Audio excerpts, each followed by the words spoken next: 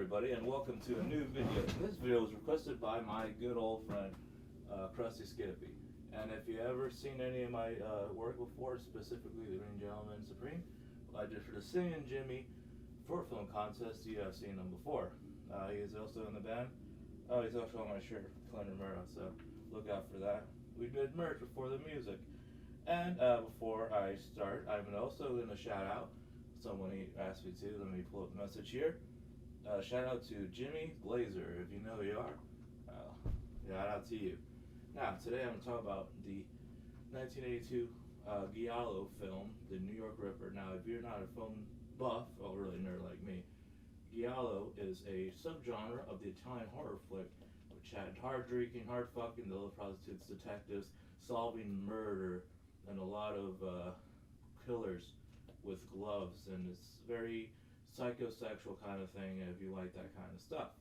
Now in the film, there's Lieutenant Frank who is looking for the guy dubbed the New York Ripper, and he enlists the help of a psychologist to try to see what the guy makes ticks. Now, that's a little cool thing. The camera work in this film, I don't know, there's something about films from this era that have this weird New York of yesteryear. There's scenes in the red light district that seem straight out of Taxi Driver.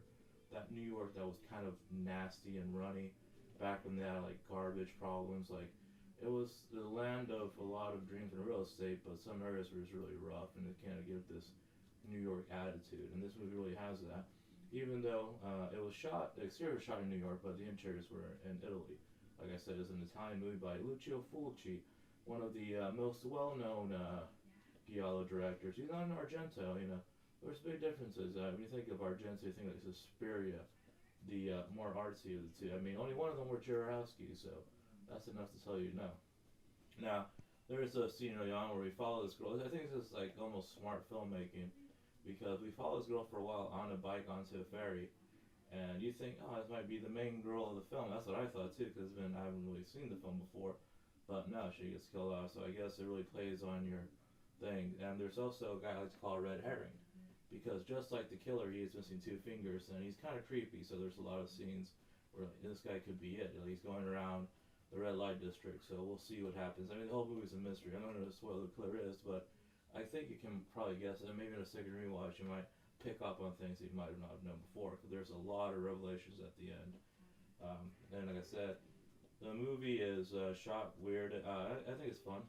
The opening's kind of like a weird sitcom, kind of. It starts with a guy playing fetch with his dog Lassie, who's like the cutest dog, and then they find a severed hand, and it zooms in on it, and it says a film by Lucio Fulci. That's ball right there. That's something that knows what you're going into.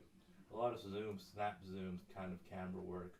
And like I said, the way this movie is shot makes it feel like a New York that just doesn't exist anymore. It's something that we can only look back to on like old films and seedy movies that you want to watch and make you take a shower after.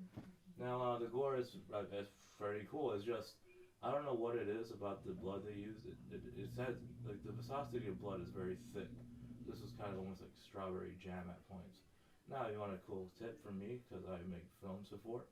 For me, I use for blood is a Gatorade, red Gatorade, Coca-Cola, because you ever seen dried up blood is kind of brown, and then get like a coffee mixture to get that thickness, and then just get the way the splashes. Like you can kind of see blood gives that thick redness to it. So you know, a lot to it, not just red water.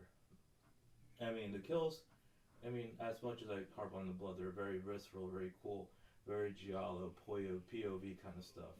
Like, I don't know if you've ever seen Hot Fuzz, the sequences with the killer, and that is very giallo inspired. So, I'll give you an idea.